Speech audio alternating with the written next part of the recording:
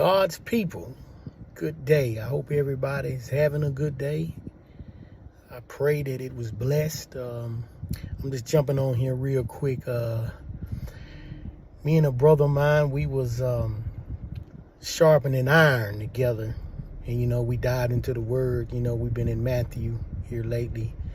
And it was something in chapter 18 that really touched me to share, because I really think that it'll help a lot of people understand that when you pick up that cross, and you follow Christ, certain things can't go with you. Certain things you have to let go. Me, myself, personally, I've stated on many occasions, hey, I'm not perfect, never claim to be, never claim to know everything, but I do know that God is able. I do know that God delivers, He heals, He's loving, He's kind, He's humble, and He loves His sheep. He loves His people. And it's just important for us to know that, when seeking Christ, He's not a judging God, at your actions right now, because you are alive and you are able to repent and turn. You are able to follow Him and seek righteousness. So with all that being said, I just got a word that I want to share with y'all. So we're going to jump in it real quick. It's Matthew 18, verses 8 and 9. And it reads, if your hand or foot causes you to sin, cut it off and cast it from you. It is better for you to enter into life lame or maimed, rather than having 2 hands or 2 feet to be cast into the everlasting fire. And if your eye causes you to sin, pluck it out and cast it from you. It is better for you to enter into life with 1 eye rather than having 2 eyes to be cast into hell fire. Okay, now, when I was not knowing any better and reading that, and I'm like, man, God really want us to cut our hand off or pluck our eye out? But that's not what He's talking about.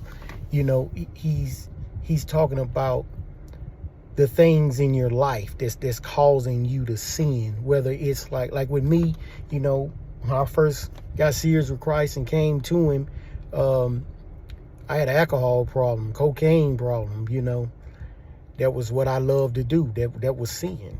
It caused a lot of recklessness in my life. It destroyed me and my family members. But when I turned from it, cut it off and gave it to Christ, He took it. So in this case, that's what He's saying. Like, whatever's in your life right now that's causing you to sin, cut it off. Just cut it off. Turn from it. Repent. Seek Christ. Seek His guidance. Seek His strength. Seek His understanding in that moment. Cut it off. But one thing you have to learn is God gonna do what He said He gonna do. He gonna do that. But we as believers, having the faith and walking the walk, we got to be able to do our part. If you standing in one spot and Jesus up the road, what you think gonna happen if you just standing there and you're not moving? If the children of Israel would have stopped in the middle of the sea being parted, what you think gonna happen to them when it closed? Pharaoh would have caught up with them. It would have closed and they would have drowned. Like, you have to keep moving toward Christ. He said, pick up your cross and follow me, right? So that means He's not standing still. He's on the move. So we got to be on the move too, and recognize what's in our lives that, I keep getting led to this, whether it's a friend, a family member, an addiction, whatever it is that's causing you to sin. It's a big battle in your life.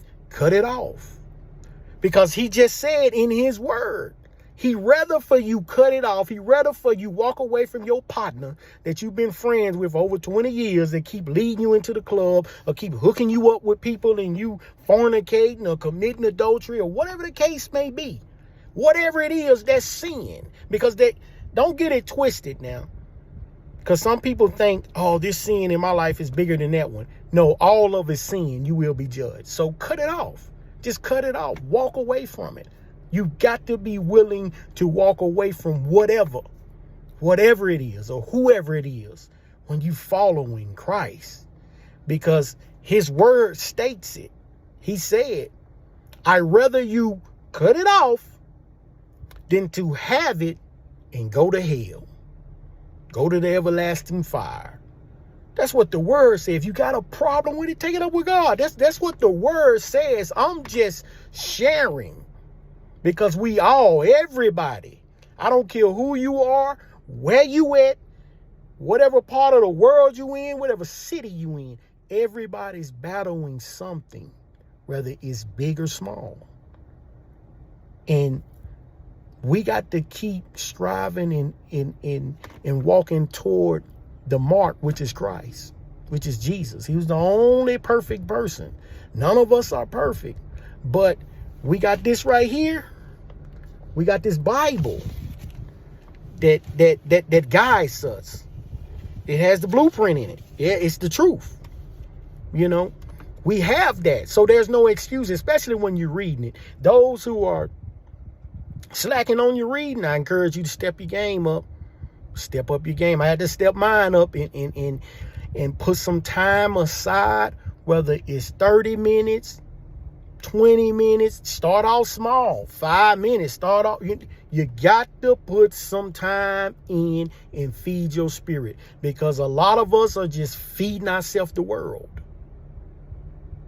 And that ain't good for your spirit, because see, the spirit and the flesh don't get along anyway.